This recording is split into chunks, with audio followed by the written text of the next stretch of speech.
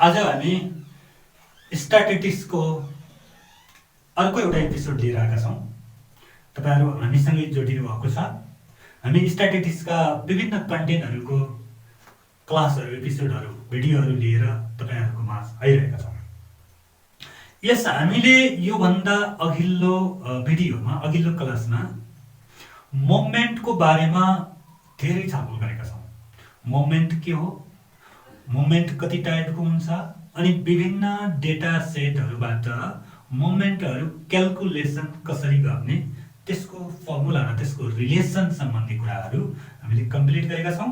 तपाईहरुले अवश्य पनि यो भन्दा पहिलेका भिडियोहरू हेर्दै आउनु भएको छ र हाम्रो च्यानललाई माया गर्नु भएको छ। हाम्रो च्यानललाई यदि सब्स्क्राइब गर्न बिर्सनु भएको छ भने प्लिज सब्स्क्राइब गरिहाल्नु होला। अनि हाम्रो भिडियोलाई लाइक, कमेन्ट, शेयर गर्न नबिर्सनु होला। यदि तपाईहरुलाई योसँग कुनै केही कन्फ्युजन अथवा कुनै क्वेशन अथवा केही छ भने कृपया कमेन्ट बक्समा गएर हामीलाई कमेन्ट गर्न नबिर्सनु होला। ओके, त्यसो भए आज हामी के गर्दैछौँ भने मोमेन्टहरू कसरी क्याल्कुलेसन गर्ने। ओके स्टुडेन्ट्स, हामी एकदम सिलसिलेवार ढङ्गले आएका छौँ। अब मोमेन्टको कन्सेप्ट, मोमेन्ट के हो, मोमेन्ट कसरी क्याल्कुलेसन गर्ने, मोमेन्ट क्याल्कुलेसन गर्दा कुन कुन मेथड युज गर्ने, यो बारेमा हामीले जानिसकेपछि अब हामी पार्टिकुलरली एक एकवटा इक्जाम्पल मोमेन्ट क्याल्कुलेसन कसरी गर्ने, ओके, आज हामी त्यो सम्बन्धी केही प्रब्लमहरू गर्दैछौँ। र अर्को कुरा, अब हामी लास्टली फाइनली हामी के गर्दैछौँ भने मोमेन्ट मेथडबाट स्क्युनेस कसरी फाइन्ड गर्ने। भेरी गुड, हाम्रो अन्ततः हाम्रो टार्गेट भनेको त्यो कोएफिसिएन्ट अफ स्क्युनेस, स्क्युनेसको कोएफिसिएन्टलाई मोमेन्ट मेथडबाट कसरी क्याल्कुलेसन गर्ने, त्यसको लागि हामी रेडी हुँदैछौँ। त्यसको लागि पहिला मोमेन्ट क्याल्कुलेसन गर्न क्लियर हुनु पर्यो, राइट। त्यसैले त आउनुहोस् आज अब हामी सुरु गर्छौँ मोमेन्ट कसरी क्याल्कुलेसन गर्ने फ्रम डिफरेन्ट डेटाज। ओके, नाउ पहिलो क्वेसन फर्स्टमा यस ओके स्टुडेन्ट्स, हेरौँ त हामीसँग एउटा डेटा छ। हाम्रो क्वेसनले के भनेको छ भने calculate the first 4 central moments from the following data. Here is a data given here, अनि हामीलाई डेटा दिएको छ। From this data we have to calculate 4 central moment. हेर्नुहोस् त, 4 वटा सेन्ट्रल मोमेन्ट हामीलाई निकाल्नु छ, भेरी क्लियरली भनेको छ। त्यसको लागि सबैभन्दा पहिलो काम के गरौँ भने डेटा कन्टिन्युअस छ, यो कन्टिन्युअस डेटाबाट सेन्ट्रल मोमेन्ट निकाल्नु छ। हामी सम्झिँदै गरौँ सेन्ट्रल मोमेन्ट, कन्टिन्युअस डेटाबाट सेन्ट्रल मोमेन्ट निकाल्न हामीले के गर्नुपर्छ। ओके, त्यति जेलसम्म पहिलो के गरिहालौँ भने यो डेटालाई हामीले भर्टिकली एरेन्ज गरौँ, भर्टिकली लेख्यौँ। हियर हामीलाई के गर्नु छ त भन्दाखेरि calculate, okay, this is given data, हामीले जस्ट यसलाई भर्टिकली मात्रै लेख्यौँ। अब यहाँ के क्याल्कुलेसन गर्ने हामीलाई सेन्ट्रल मोमेन्ट हो। सेन्ट्रल मोमेन्ट क्याल्कुलेसन गर्नलाई के गर्नुपर्छ यो कुरा हामीले हेरौँ। ओके, भेरी क्लियरली मैले एकचोटि रिपिट गरेँ। हामीसँग सेन्ट्रल मोमेन्ट क्याल्कुलेसन गर्ने हामीसँग दुईवटा वे छ, स्पष्ट एकदम क्लियर हेरौँ है। दुईटा वे, दुईटा बाटो छ सेन्ट्रल मोमेन्ट निकाल्नलाई। एउटा के छ भन्दाखेरि एउटा बाटो भनेको direct central moment, direct central moment, सिधै सेन्ट्रल मोमेन्ट निकाल्ने हामीले फर्मुला युज गर्छौँ। त्यो फर्मुलाबाट हामीले सिधै डाइरेक्ट सेन्ट्रल मोमेन्ट निकाल्छौँ, नम्बर 1। नम्बर 2, पहिला र मोमेन्ट निकालेर युजिङ र मोमेन्ट, ल हेर्नुहोस् त, सिधै डाइरेक्टली सेन्ट्रल मोमेन्ट निकाल्ने एउटा मेथड। अर्को भनेको पहिला र मोमेन्ट क्याल्कुलेसन गर्ने अनि त्यो र मोमेन्टलाई फेरि कन्भर्ट गरेर सेन्ट्रल मोमेन्ट बनाउने, टु वे। दिस सर्ट, यो छोटो बाटो छ, हेर्नुहोस् है, छोटो बाटो भनेको डाइरेक्टली एकैचोटि सेन्ट्रल मोमेन्टमा पुगिन्छ, काम सक्यो। तर यो भनेको यो लामो बाटो, सुन्नुहोस् एकदम क्लियरली सुन्नुहोस् है, यो लामो बाटो। इट मिन्स पहिला र मोमेन्ट निकाल्नु पर्यो, र मोमेन्ट निकालिसकेपछि र मोमेन्टलाई फेरि सेन्ट्रल बनाउनु पर्यो, यो लामो बाटो छ। यहीँनिर हाम्रो मेन समस्या भनेको कुन बाटो अपनाउने, सर्ट बाटो अथवा लङ बाटो, कुन बाटो अपनाएर हामीले सेन्ट्रल मोमेन्ट निकाल्ने। प्रायः जसो क्वेसनहरूमा यही कुरामा अल्मलिएर हामी धेरै बिगार्छौँ। यहीँनिर क्लियर हुनुपर्छ तपाईँहरू। ओके, के हो त कायदा यसको, कसरी छुट्याउने, कस्तो खालको प्रब्लममा डाइरेक्ट सेन्ट्रल मोमेन्ट निकाल्ने, कति बेला र मोमेन्ट निकाल्ने, भेरी क्लियर, एकदम भेरी क्लियर छ। मैले पहिलो भन्दा अघिल्लो भिडियोमा पनि भनेको छु कि यो डाइरेक्ट सेन्ट्रल मोमेन्ट कति बेला निकालिन्छ भने यदि गिभन डेटा, हाम्रो डेटा छ, त्यो डेटाको मीन भनेको 100 के भयो भने एक्चुअल भयो भने, एकदम क्लियर हेरौँ है। Mean value, if mean value is actual, in that time we can use this method, भनेको short method. that means directly central moment निकाल्न सक्छौं। अदरवाइज यदि यो मीन को भ्यालु एक्चुअल छैन मीन्स डेसिमलमा छ, फ्र्याक्सनमा छ भने in that time we cannot use this method, directly central moment निकाल्न नै सक्दैनौं, निकाल्न नै हुँदैन, राइट। बट दिस मेथड र मोमेन्ट भनेको यदि यो गर्न सक्दैनौं भने, एक्चुअल आएन भने हामी we use this method, यो मेथड युज गर्छौं। बट तर यसको लागि यो एक्चुअल मीन को भ्यालु एक्चुअल आउँछ भने यो बाटो र मोमेन्ट निकालेर बनाउन सकिदैन, गर्नै हुँदैन भन्ने छैन। हेर्नुस् है, र मोमेन्ट त जति बेला पनि युज गर्न सक्छौं, मीन एक्चुअल आए पनि युज गर्न सक्छौं, नआए पनि युज गर्न सक्छौं, यसको लागि कुनै समस्या छैन। But directly central moment calculation गर्नलाई मीन एक्चुअल आउनै पर्छ। मीन एक्चुअल आएन भने without obtaining the actual mean value we cannot use this central moment। यो कुरा पहिला क्लियर हुनु पर्यो, नम्बर 1। त्यसो भए यो क्वेशनमा हामी अब निकाल्ने कि अथवा र मोमेन्ट निकाल्ने भनेर त्यो क्वेशन कसरी क्लियर हुनु पर्यो भन्दा पहिला त यसको मीन निकाल्नु पर्यो। मीन निकालेर मीन एक्ज्याक्ट आउँछ कि आउँदैन त्यो कुरा आइडेन्टिफाई गर्नु पर्यो। बट यहाँनिर यो अलि समस्या छ। पहिला मीन निकाल्ने, मीन एक्ज्याक्ट आएन भने फेरि काटेर फेरि र मोमेन्ट जाने, यो अव्यवहारिक छ, राइट। यो क्लियर छैन।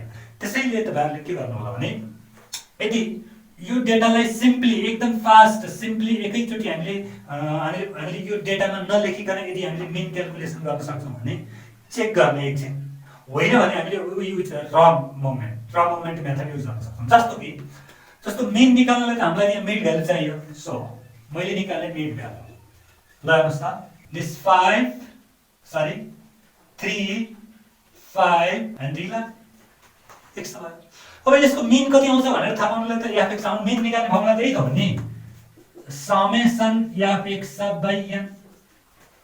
हेर्नु यो समेसन f(x) हामीलाई क्लियरली यहीँनिर बनाउँछौँ। है त f(x) को समेसन 4 3 जा, हेर्नुस् त मैले बनाए 4 3 जा 12 10 f(x) 56 plus 11, this divided by n, whole frequency what 10 10 10 21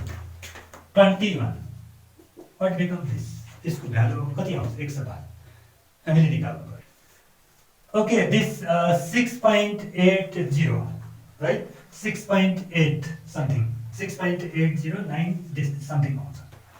ल हेर्नुस् त यहाँ एकदम क्लियर कुरा बुझ्नुपर्ने यही हो। मीन को यो गिभन डेटा छ, यो डेटा को मीन नट एक्चुअल आएन, 6.8 समथिङ आइदियो। त्यसो भए हामीले यो चाहेर पनि यो डेटा को मीन सेन्ट्रल मोमेन्ट सिधै डाइरेक्टली सेन्ट्रल मोमेन्ट क्याल्कुलेसन गर्न सक्दैनौँ। It is the problem. त्यसले अब के गर्छौं त भन्दाखेरि हेर्नुस्, एक्चुअल नआएको हुनाले वी युज र मोमेन्ट मेथड। पहिला र मोमेन्ट निकाल्ने, त्यो र मोमेन्टलाई कन्भर्ट गरेर फेरि सेन्ट्रल मोमेन्टमा कन्भर्ट गर्ने, राइट। क्लियर भनौँ है। यदि हाम्रो यहाँनिर जस्तो कि यो त यहाँनिर बनाउँ एक्ज्याक्टली 6 आइदिएको भए, मीन 6 आइदिएको भए, देन हामीले र मोमेन्ट युज नगरेर डाइरेक्टली सेन्ट्रल मोमेन्ट क्याल्कुलेसन गर्न सक्छौँ। We use directly central moment. तर हामीलाई समस्या त्यसो भयो। त्यसैले अब हामीले के गर्नु पर्यो भने यो चाहेर पनि यो क्वेशनमा सिधै सेन्ट्रल मोमेन्ट निकाल्न सक्दैनौँ। त्यसो भए अब के गर्छौँ, पहिला र मोमेन्ट क्याल्कुलेसन गर्नु पर्यो। अब हाम्रो बाटो मोट्यो। र मोमेन्ट क्याल्कुलेसन गर्नलाई हामीसँग दुईटा मेथड छ। हेरौँ त, हामीसँग र मोमेन्ट यो कन्टिन्युअस डेटामा दुईटा मेथड, एउटा सर्टकट मेथड छ, अर्को step deviation method. Very good. Shortcut method राम्रोसँग हेरौँ, एउटा सर्टकट मेथड छ।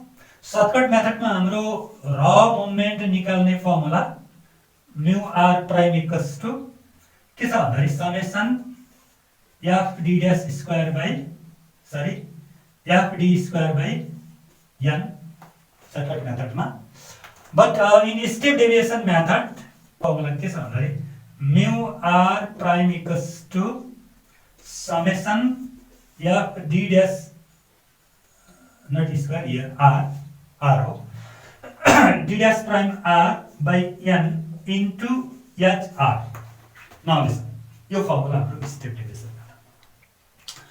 सो अब मैले के भन्छु भने तपाईले जनरली कन्टिन्युअस डेटामा यो सर्टकट मेथड भन्दा स्टेप डेभिएसन मेथड बनाउनुस् इजी हुन्छ। यसले सानो बनाउँछ डेटालाई, हाम्रो क्याल्कुलेसन धेरै हाई, हाम्रो धेरै झ्याउ हुँदैन क्याल्कुलेसनमा, त्यसैले यो स्टेप डेभिएसनै मेथड बनाउने गर्नु सजिलो हुन्छ, right. So we use this method. अब यो मेथड युज गर्नलाई हामीलाई के कुरा चाहिन्छ हेर्नुस् त। यसबाट भेरी सिम्पल कुरा हेर्नुस्, हामीसँग एउटा डी डैश भन्ने चीज चाहिन्छ।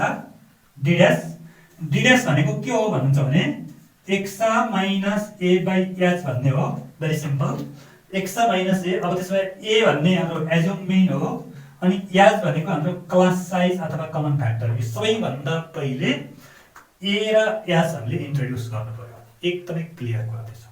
त्यसो भए आउनुहोस्, अब ए भनेको एज्युम मेन हामीले लिदिन्छौँ यहाँ। Assumed mean A equals to A, यसबाट एज्युम मेन लिदिनुस् कुनै 7, this 7 and class size हेर्नुस् त, क्लास साइज प्रत्येक क्लासको साइज सेम छ। कति छ class size? H equals to 2, सबैको क्लास साइज 2 छ। Then d dash equals to here x minus a by h equals to d dash, this d dash, right. अब हेर्नुस् त मजासँग x minus this x minus a divided by h गरिदिनु पर्यो। जस्तो कि यहाँनिर हेर्नुस् 3 माइनस ए भनेको 7, फर्स्टमा हेर्नुस् न 3 माइनस 7 डिवाइडेड बाई एच भनेको 2 भनेको कति आइदिन्छ भन्दाखेरि -2 आयो। अनि -1 सिमिलरली आउँछ, त्यसपछि 0 1 2। Very simple.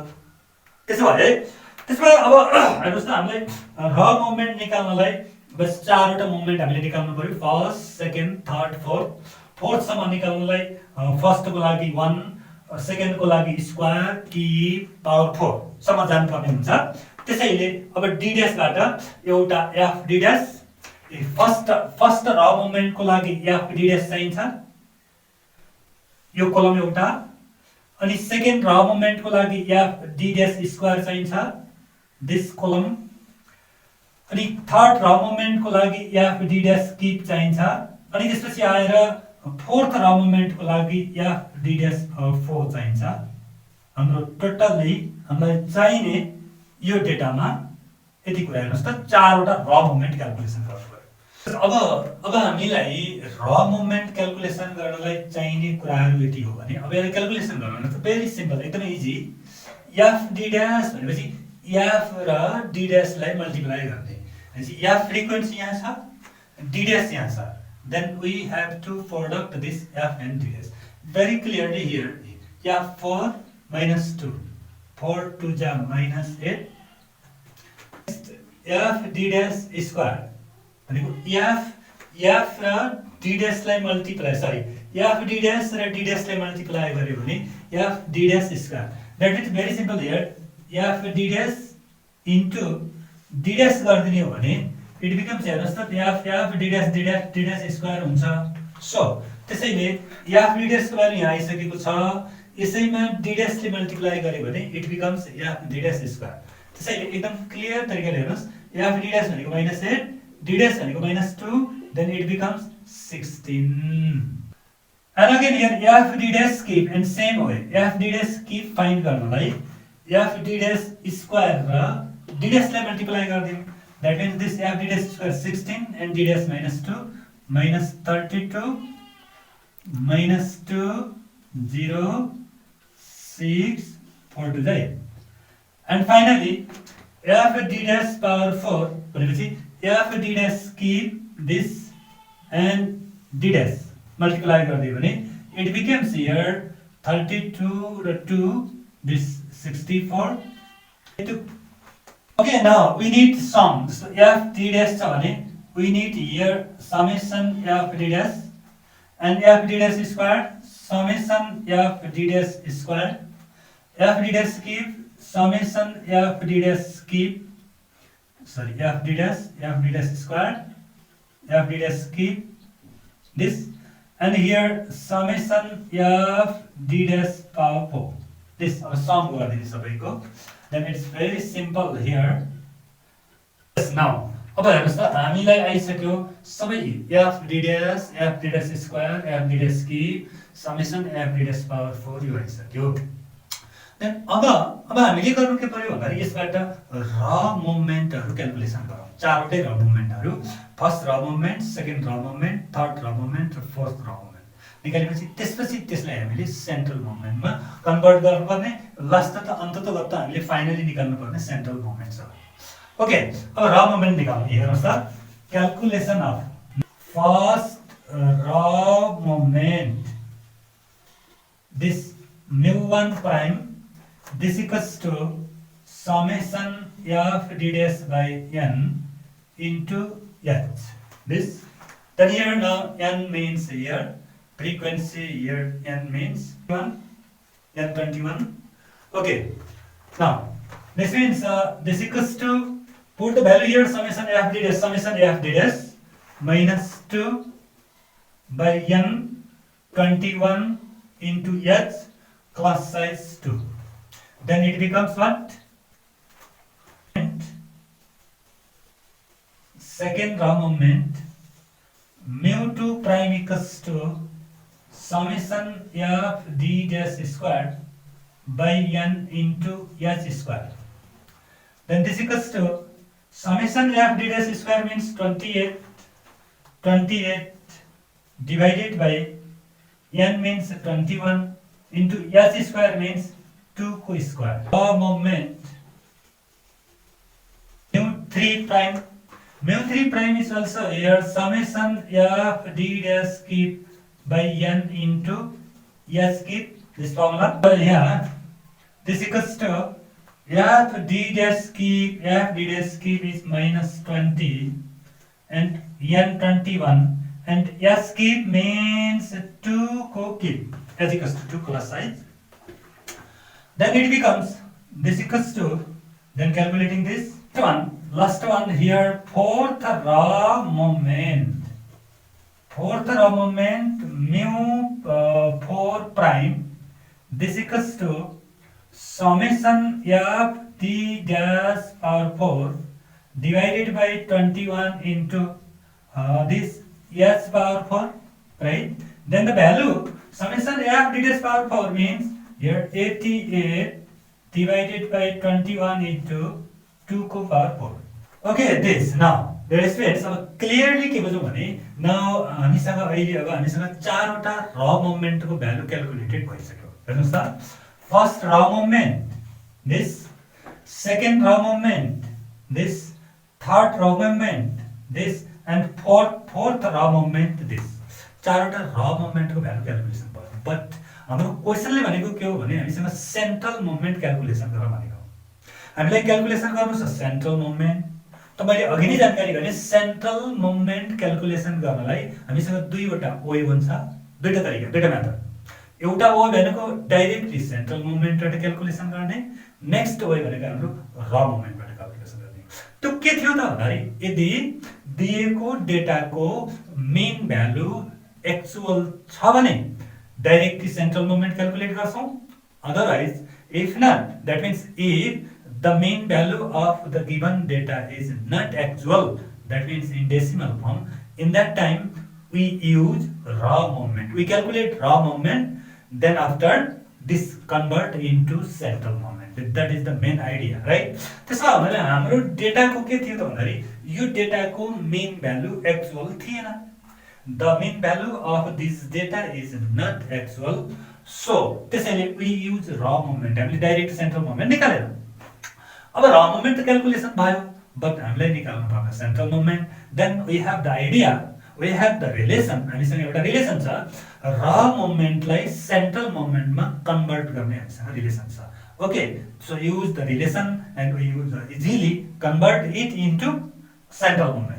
ओके, त्यसो भए हामी यस स्टुडेन्ट्स यो अब हेरौँ त हामीसँग र मोमेन्टहरु कलेक्टेड छ, क्याल्कुलेटेड भ्यालु छ Now we are going to calculate the central moment. Central moment calculation गर्छौं. Central moment calculation गर्नलाई हामीले के थाहा छ भने very easily first central moment जहिले पनि 0 हुन्छ. So त्यसैले हामीले यहाँ लेख्दिने calculation of central moment calculation गर्छौं अथवा यस भनेर लेखिदिन सक्छौं. यो र मोमेन्टलाई सेन्ट्रल मोमेन्टमा कन्भर्ट गर्दैछौं अथवा हामी के गर्दिन्छौं भने converting raw moments raw moment लाई central moment मा कन्भर्ट गर्दैछ एज लाइक के लेख्न सक्छौं हामी राइट. त्यसो भए हेर्नुस् त त्यसो भए सो हामीलाई के थाहा छ भने हेर्नुस् त first central moment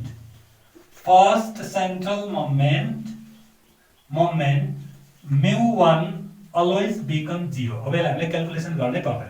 first central moment जहिले पनि 0 हुन्छ. So we can write directly mu1 = 0. Not mu1 prime 0. First र मोमेन्ट 0 हुँदैन तर first central moment always become 0 right. Okay अब सेन्ट्रल के सेकेन्ड सेन्ट्रल मोमेन्ट mu2 = ल्याउनु त सेकेन्ड सेन्ट्रल मोमेन्ट निकाल्दैछौँ हामी केलाई युज गरेर भन्दाखेरि र मोमेन्टबाट सेकेन्ड सेन्ट्रल मोमेन्ट कन्भर्ट गर्छौँ. Then what is the formula अब के हो त यसको भन्दाखेरि this equals to mu2 prime minus mu1 prime को square. This is the converging formula of र moment and second central moment right. This becomes to here mu2 prime. Now here we have mu2 prime. It means 5.333 this minus mu1 prime. Mu1 prime means here minus 0.190 this square, right? Okay, dear students, अब हामीले calculation गरौँ simplify. 5.2 this becomes 5.29 something 5.29 okay, this 5.2969 this mu2 second central moment. Okay, very good. And similarly third central moment this mu3 equals to the relation of mu3 is what? The relation of mu3 is okay, this here mu3 is third central moment equals to mu3 prime minus 3 mu2 prime into mu1 prime plus 2 mu1 prime को whole cube. This is the relation of converging raw moment into third central moment.